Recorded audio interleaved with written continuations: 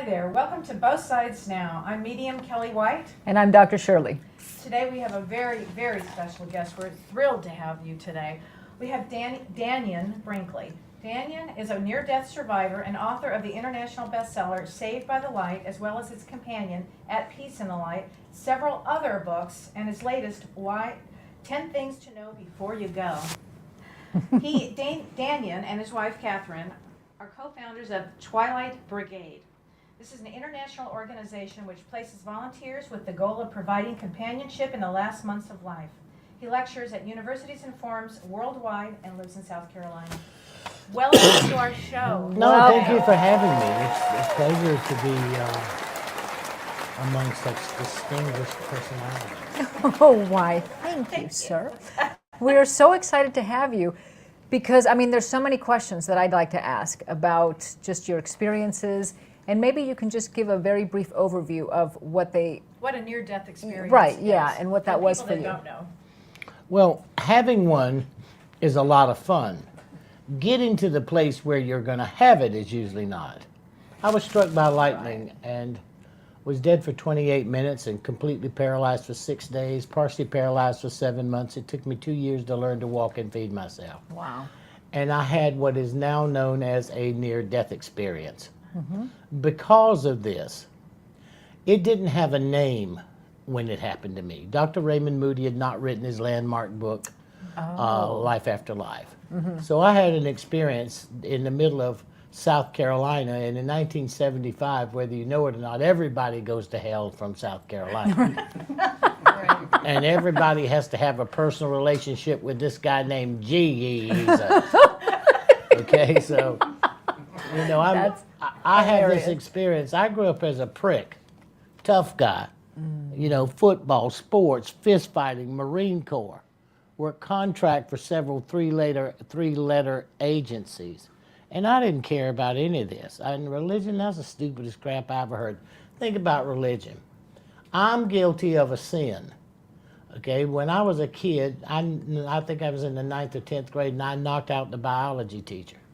Because he left the room and there was a girl I was hitting on, and you know what it's like when you get that age, the sap is definitely rising. So I'm over talking 90 miles an hour, you know, thinking all those thoughts, and he comes in and grabs me by the ear. But he doesn't realize that I'm left-handed instead of right-handed, so I caught him with an overhand left that he hit him so hard in the face, he hit his head and slid down the wall, and he was unconscious. Wow.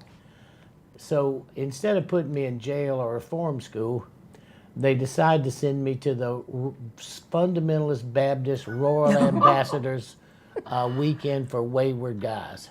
Wow. So I'm guilty of knocking out the biology teacher. I'm sitting here listening to these people. They tell me the world's 6,000 years old, okay? 6,000 years old, and that's all it is. Except they got dinosaur bones that's 160 million in the Neo-Paleolithic period. Okay, so I asked the guy, I said, well, where do all these dinosaur bones come from? He said, it's the work of the devil. Are you kidding? That's what they said? South Carolina, man. I've never been And in the I South. started laughing, and then they started telling me what I was really guilty of, the original sin. I'm listening to original sin. Now think of this. I'm hayseed, country boy. And they start telling me this story about a woman talking to a snake. Okay, it's Adam and Eve story. And I'm listening to this, and I said, wait a minute. First thing I wanted to know is if a woman saw a snake, how long would she stay around? Okay? And the second thing is, if that woman saw a snake and that snake started talking to her, I don't know how long she's going to stay after that. But I was hoping she was looking for a cage. Because, you know, you're going to have a really good show around town, stop and see the talking snake. And then they decide what I'm guilty of, what the original sin was. And the original sin was the snake talked Eve into getting Adam to eat an apple so he could realize he was naked. It's like a stand-up show. But what's the... This doesn't make sense, does it? Why? I said, wait a minute. I thought I was here because I knocked out the biology teacher. I didn't know I was guilty of something that happened in the desert 6,000 years ago. I didn't have no orgasm. I didn't see the video. You know, there was no pictures, and so my you God. have, you know, you're 13 or 14 years old. That's all you think about anyway. God, that's hilarious. That's all I was thinking about. Right. And so I lived my life in that consciousness. I just put all that aside, and you know, you was crazy, and I became an expert in destroying things. I mean, my skill set was to destroy it. Wow. You know, what's your job description? To give you the maximum opportunity to die for whatever you believed in. That was my chosen profession, because once it was my responsibility, I was going to get you. So I lived in that mindset till like 1975, and then I'm hit in the head by a bolt of lightning. It goes down my spine, welds the nails of the heels of my shoes to the floor. It throws me in the air, suspends me here, slams me back down on the bed. Wow. I'm burning and I'm on fire and I'm completely paralyzed and I cannot move. The ball of fire that came through the room burnt my eyes so bad I couldn't see. Wow. And I couldn't get to a safe position. You know, you find a corner. When you heard an explosion, you're taught in the military, Marine Corps, you find a corner to protect yourself so you can angle and defend, because I had no weapons. I was limited in my movement, which was paralyzed, and I couldn't see. So all of a sudden, I lift out of my body. The first thing I noticed, there was no pain. The second thing I noticed was I could see. When I came back into my body after 28 minutes, I couldn't see. But while I was out, I could see. That's interesting. And I watched all the stuff that was going around, but I watched it like it didn't mean anything. You know, it's like watching a TV show that you're only half interested in. It's like one of those girl chicks my wife makes me watch. You know, you don't love me if you don't sit here and watch this stupid. And you disassociate. Once you leave your body, you just completely disassociate. And you take on back your spiritual identity. A great, powerful, and mighty spiritual identity with dignity, direction, and purpose.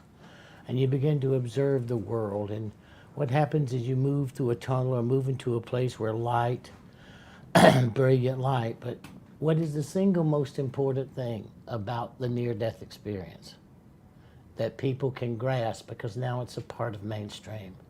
We're not woo-woo. We're a part of the national conversation. So glad to hear you say that. There's nowhere anybody can go. We're part of the national conversation. They teach about it in nursing school. And I was there in the very first days.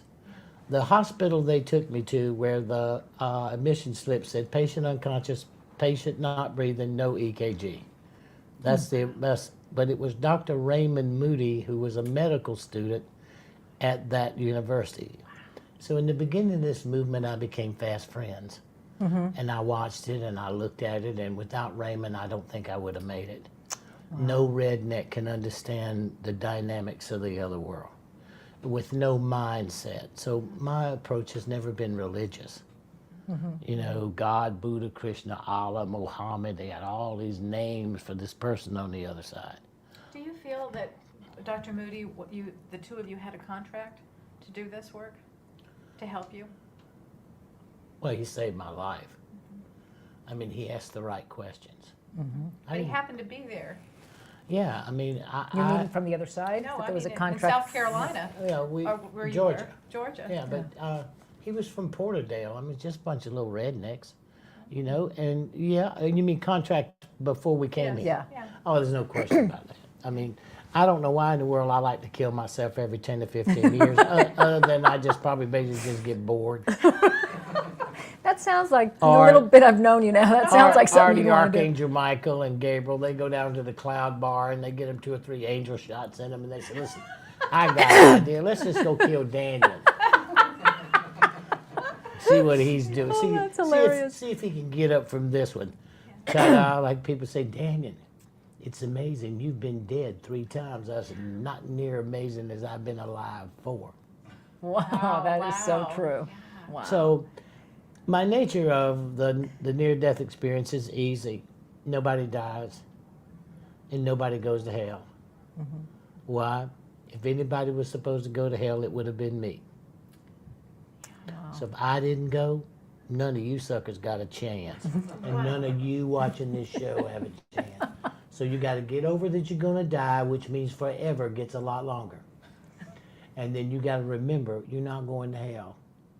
So that means you truly search for the meaning of life. So when I explored this level of consciousness, and I watched the unfoldment of it where it's now part of mainstream, and I go back to the early days, you know, when people were talking and they were arguing and scientists were looking at it and people were having this experience, and Raymond created a book where people would look at it and pay attention, but I was right there. You know, and I was the translator. People would try to find language to describe their experience.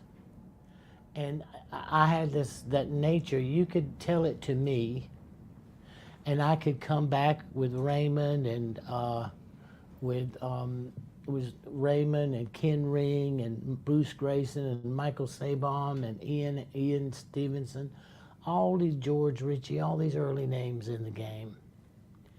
And their clients or patients would tell them stuff, and then they'd call me, because I can translate it into hillbilly.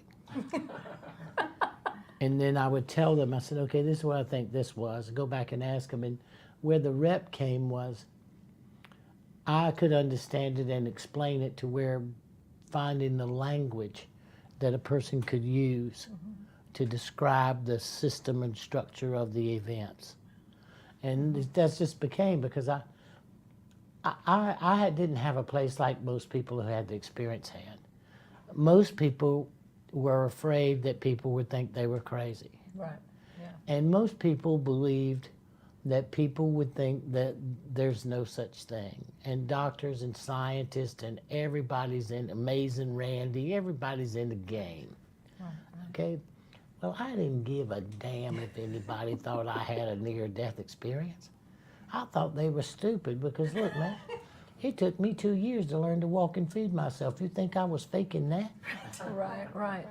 Okay? I had no idea, didn't have a name, and I saw a system by which we leave this world and the structure that when we first engage it. The first near-death experience, I went deeper into it. I went through 4 levels of consciousness and realized there was probably 7, 3 more I could see, but I couldn't enter them. And I began to realize how multidimensional we are and how powerfully skilled we are, and then you start to search for the meaning. But I never had a thought about what anybody thought what I was telling them was true or not. That's what I loved about your book. Yeah. I didn't have a near-death experience. I had a traumatic brain injury. And as a result of that, I was knocked out of my body, and I had a different consciousness. Suddenly I could see dead people everywhere I went, being still in my body. And when I read your book, I was so, even to this day, so blown away and so happy and so thrilled that you actually talked about, you were so authentic about saying over and over, you would say to people, oh, this is what happened, over and over and over, and you didn't give a damn what anybody thought. That was so important for me to hear. So thank you for that. Yeah, because look, I didn't have anything to gain. Right. Except that this is where the point was. When I wrote that book, and this is the nature, I went to see Raymond after the open heart surgery. This was my second near-death experience, and I went to a different plane. The system is the same, because this all has a punchline. The system is the same, but everything was an evolution. They figured they'd give me all I could handle once, and then we'd do it again, and then we'd do it again. Okay, because they could give me as much. Because remember, being struck by lightning under the United States law is an act of God. Okay, so that's my electrical self. Then my heart.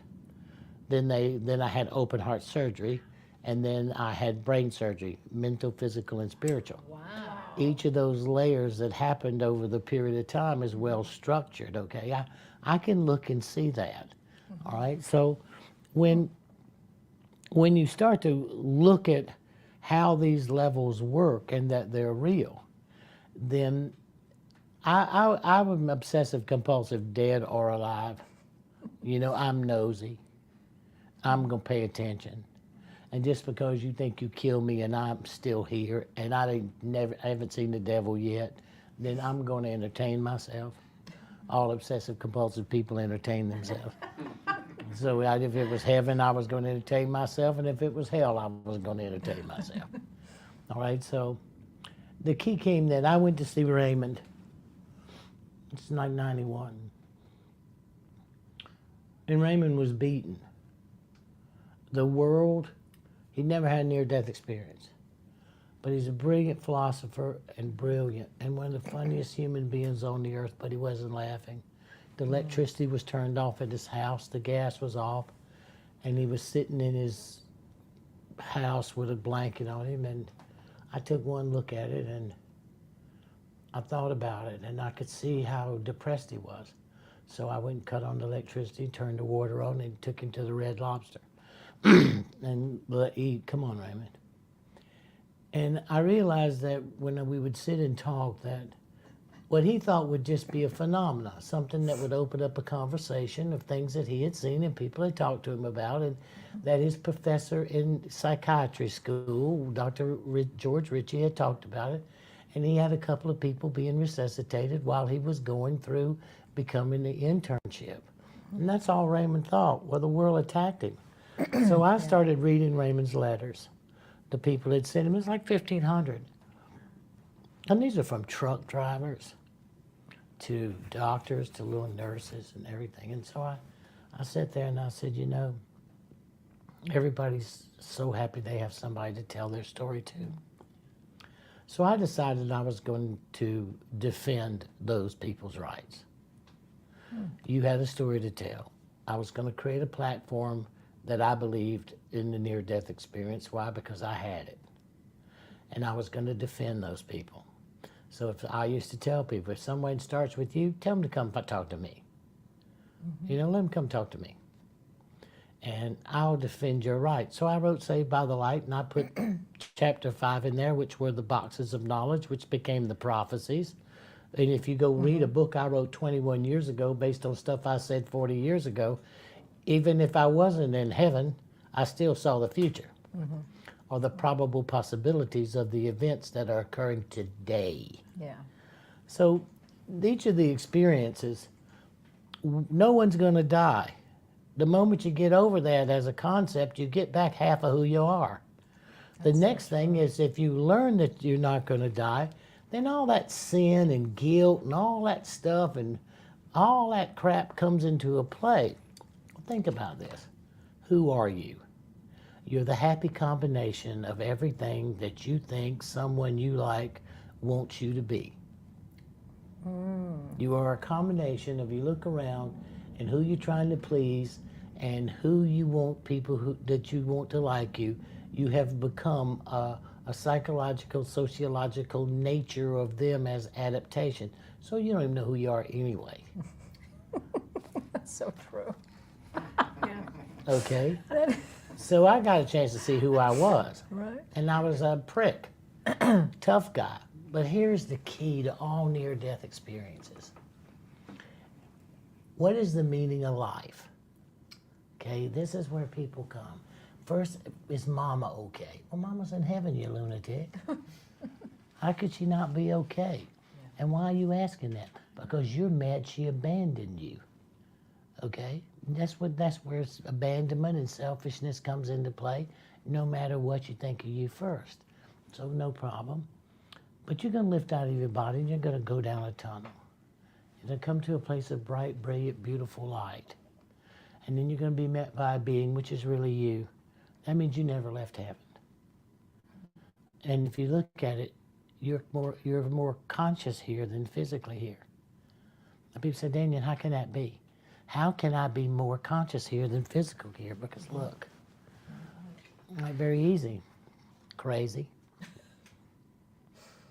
Think about it. Your body's made up of atoms, molecules, and cells. Okay, so that makes you here. Well, if you look at an atom under an electron microscope, it's 94.6% empty space. If you look at a molecule under an electron microscope, it's 98% empty space. And if you look at a cell under an electron microscope, it's 99% empty space.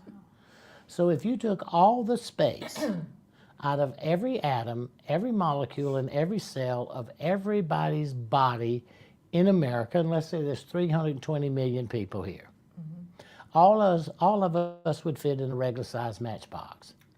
That's science. Wow. That's a fact. So most of you aren't really here anyway. Okay, so you're more consciousness than physical. And then people say, well, let's look at the physical body. Well, what is the physical body? It's a water treatment plant. It's a big bag of water. I love this. I do. See, my sense of humor. It's just great. It makes so much sense. So you're You tell your completely patients they're a big bag of satisfied. water. My left brain. 76%. Yeah. You put water in with a few little nutrients and it comes out, as long as you keep drinking that water. Yeah. Or you get constipation, one of the two, whichever one you want. Okay? Doesn't matter to me. This is what happens. So once you realize all of that and you put that as a framework of who you are physically, then you go back to who you are spiritually. Mm-hmm. The near-death experience came into existence for this reason, as we identify it today. God, she got sick and tired, and I always think God's a female. Okay? Yeah. I think it happened when I was about 14. I realized there was nothing on the earth was cooler than a woman. Okay? And, you know, this is the nature of it. So when you start to look at this, God looked down, she's hanging out, you know, she had a banana split, and she's looking around, and here she is sending a few of hers back. We have to live in one of two worlds. We have to live in the dead universe, which is science and chemistry, okay? Because first we had Newtonian mechanics. Now we have chemical mechanics, and God is the doctor because they invented penicillin. So we live in a chemical consciousness. So when you look at these three things, when you look at the chemical, the physiological, and the chemical, okay, as our base reality, you're not focusing on your spirituality. This is what happened. So when she looked down, she says, well, wait a minute.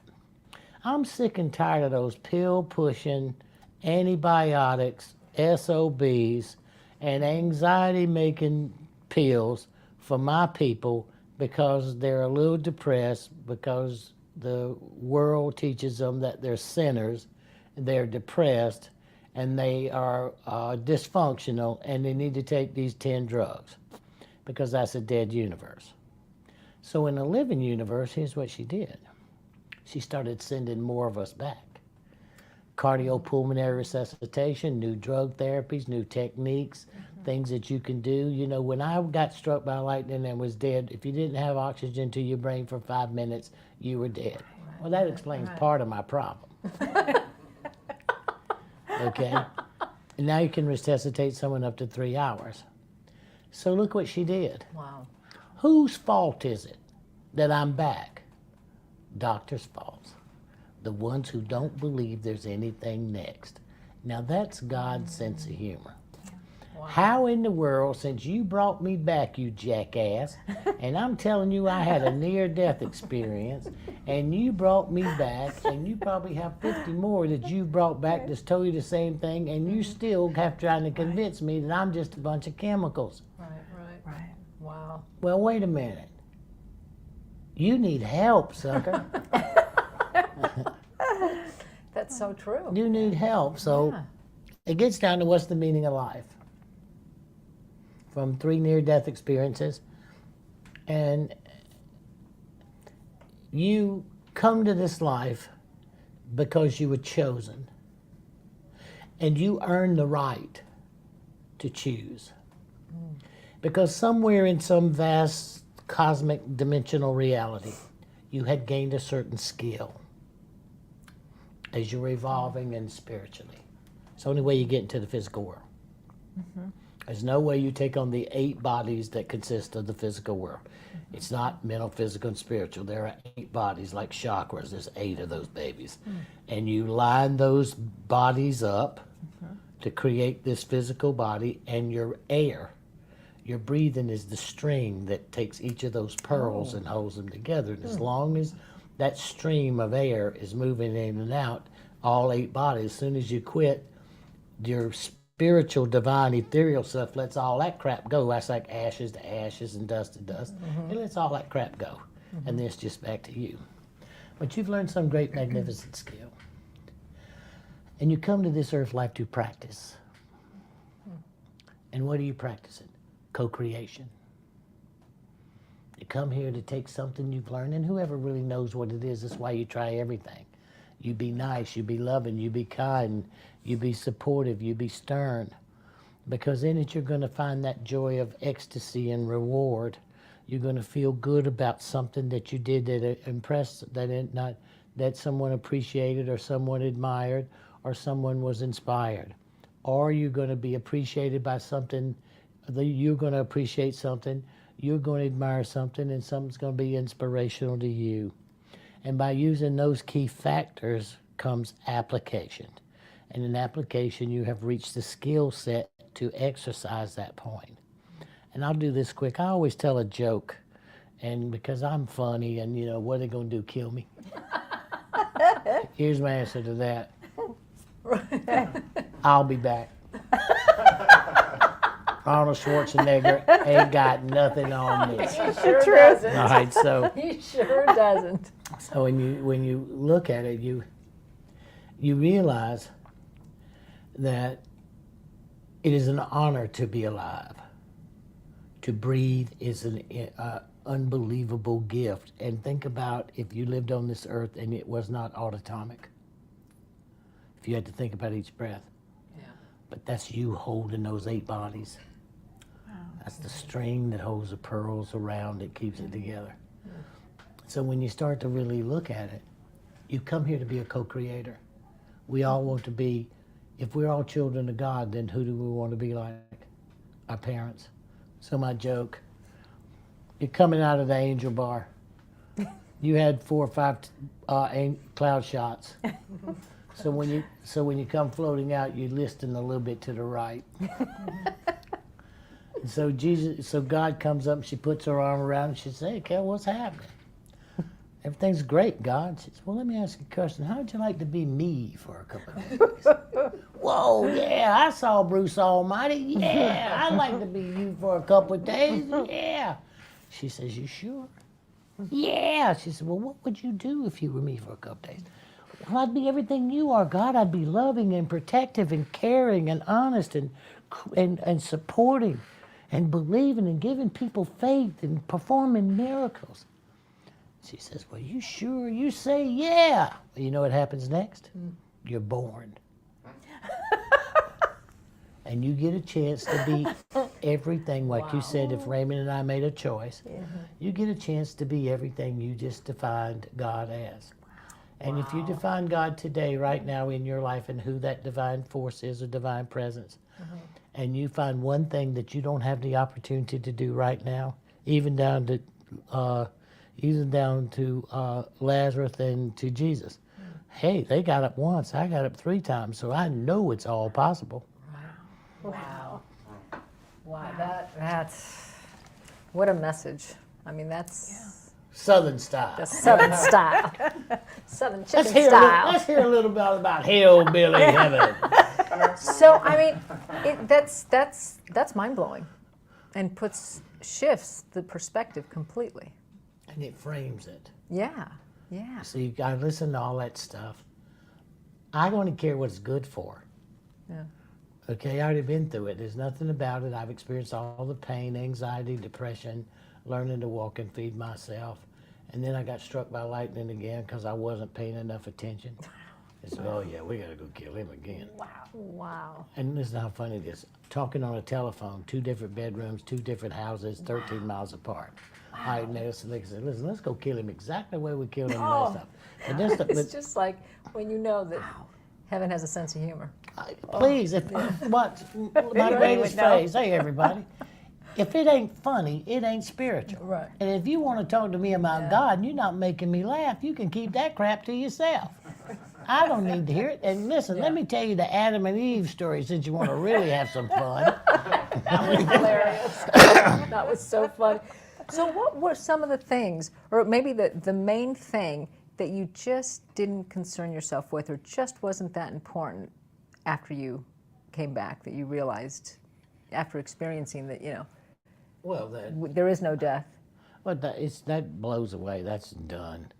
It's realizing that you're a great, powerful, and mighty spiritual being with dignity, direction, and purpose. And you earned a right to come here to practice. Maybe you mess up, okay. You know, because I messed up the first 25 years. But maybe you messed up, but yet you're there trying to become what you had learned, trying to put it into practice to become it, to be a greater, more powerful, loving spiritual being. Right.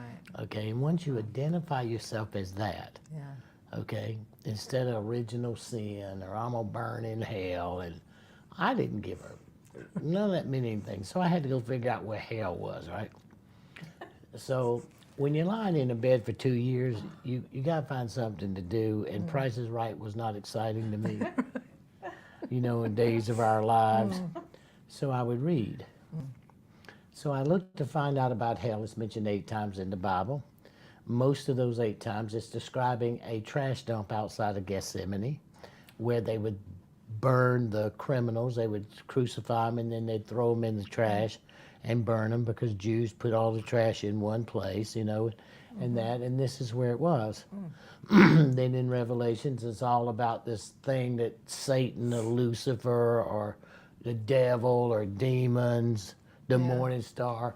The first thing when I heard about the devil was I knew that fool had been in the witness protection program. Look how many names he's got. That's really funny. Yes, he does. Yeah, I mean, you know, which one of them? So hell is this, and it came into reality around 1315 because I think it was Pope Pius II. I'm not sure, but he read Dante's Inferno. And since Gutenberg had come into existence, you could print. And he read Dante's Inferno, and if you listen to any fundamentalist minister today, and you read Dante's Inferno, it's almost the exact same verbiage, the ripping of the flesh, the burning, the torture. It's Dante's Inferno, so none of that's ever happened to me. Would you describe, though, what happened to you in your first near-death experience when you, in your book, you talk about how you had to feel everybody that you had hurt? That's going to be the punchline. Oh, I'm so sorry. Okay, don't. So ask me another question. Okay, why do people suffer? Because they choose to be able to take on that suffering so they can practice the skill set. You know, a lot of us bite off a little more than we can chew. But you want to pick the toughest situation. I got some fixation about getting up from the dead. I don't know where I get that fixation. I should have never read that part about Jesus, you know. Okay, so, and I think maybe that I keep dying and going over there because I'm still looking for that street paved in gold. That's very funny. But I realize that in your spiritual outfit, you got no pockets. Right. You can't take anything. Well, tell us a little bit about the what is it called? The Twilight Brigade and what that does, because I think that's wonderful. Well, now I'll give you the punchline. Oh, okay. Here's what happens. Here's what happens.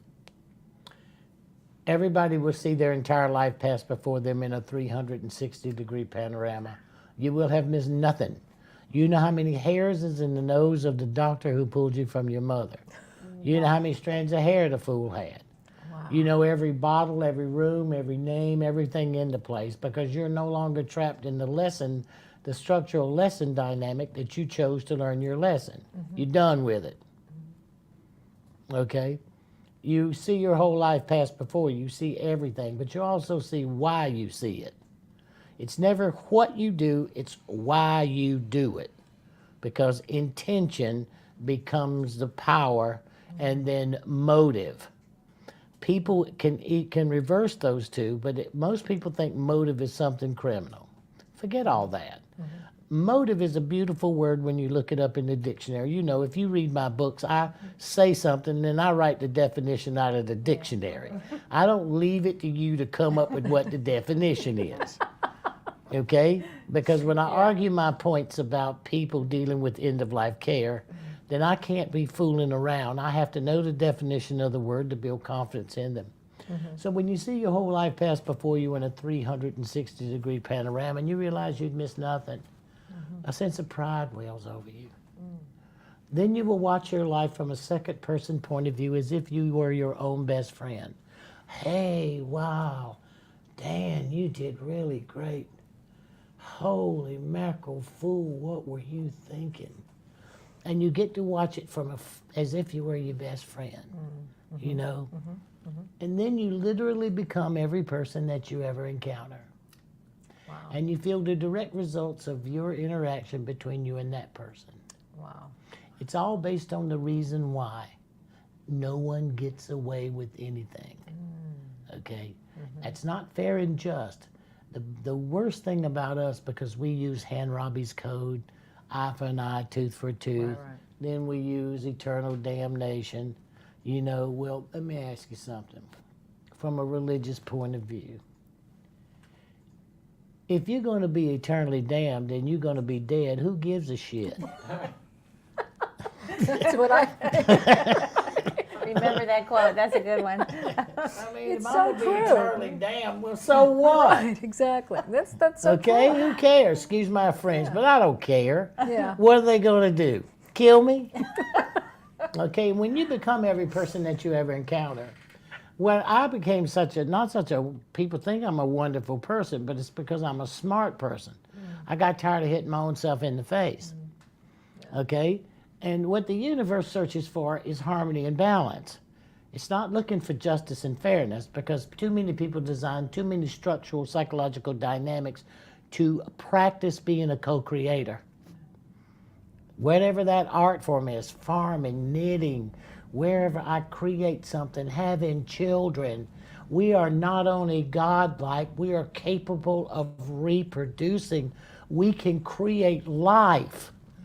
Think about that as a place to come to sense the godly power that you possess, and you have a right to raise that child or do to that, you know, that whole place. And we're trying to create a world where people understand that they understand it. But once you become every person that you've ever encountered, and you feel the direct results of your interaction, here's my point, the meaning of life. If God could not come today and God sent you, in the life you just reviewed, what difference did God make? That is all anybody has to know. I became a hospice volunteer because no matter what was going on in my world, as infamous Dannion or famous Dannion or prick Dannion, whichever one you happen to encounter that day, I wanted to be a hospice volunteer because I knew what was next. And I could be at the bedside of guys going that way, and I was a Marine. So I picked the veterans. I built the Twilight Brigade, which is one of the largest end-of-life care volunteer programs for dying veterans in the history of the United States. And I train people so that they can help those who they love or someone who loves them, or they can help someone they never met that kept this country free. Yeah. So I've been a hospice volunteer for 38 years. Wow. I have more than 32,000 hours at the bedside. I've been with 2,008 people going from this world to the next. And I've been with 341 taking their last breath. There is nothing about this process I don't know. Nothing. And do I see dead people? Sure. I got more dead friends than I have living friends. Because it's like my father said, he said, you know, everybody's going to like you, Dan, till they get to know you. What a sweet man. Oh, he's the greatest. He's like me, just told the truth. But over there, they see how cool I am. Yeah. And I have no problems living between those two worlds. Yeah. It's not a great distance for me to be in communication a lot of times, or to be able to access people based on the intention. If someone has a certain intention and they need to communicate, I can listen to the tone in their voice, or I can hold them. I can listen to a tone in their voice, and I can harmonize the mantra. Every voice has a tone. And I can harmonize. Then I can get to the Akashic record. Then I got details. I developed the skill set because when a person's passing, I don't have time to listen to how they got their world so screwed up. I have to be able to access the information in the record so I can bring about conversation that allows them to talk themselves through it. Because when you hear yourself, you can find resolution. Yeah. So I have no problems about any of that. None of that troubles me. I always like to pick a fight about whether I can read your mind or not. Right. Because then those are the kind of things that gets people all fired up and gets them to acting a little crazy, and they usually bet a little more money than they normally would, and I always win. I'm sure you do. Well, wow, this has been just so inspiring. Because I I- could listen to you for I hours. know, and unfortunately our time is up. But why don't you give people your website so they can look? It's The Twilight Brigade.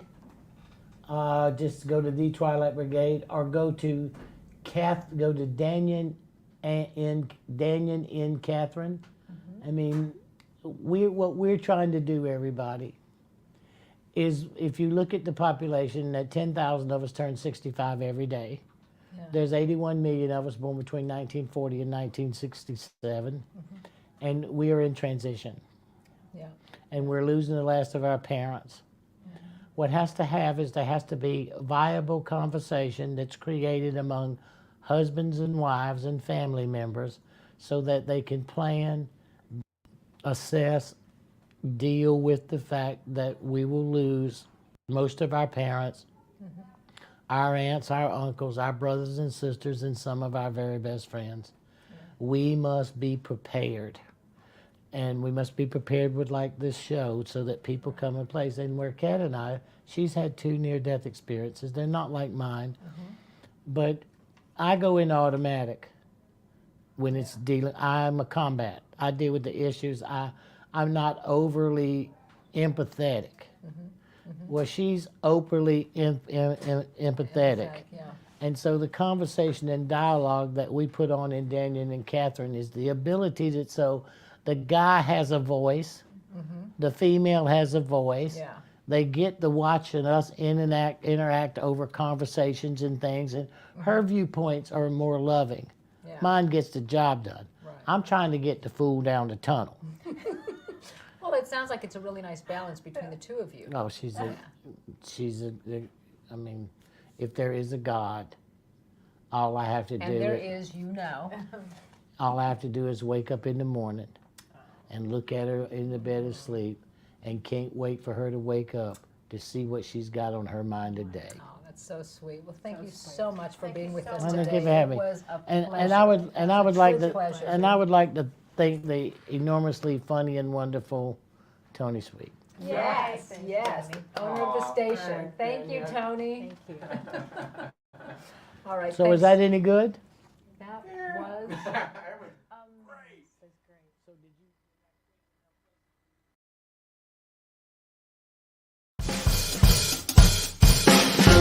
You've been listening to Ask Me Anything, featuring spiritual medium and psychotherapist Kellee White.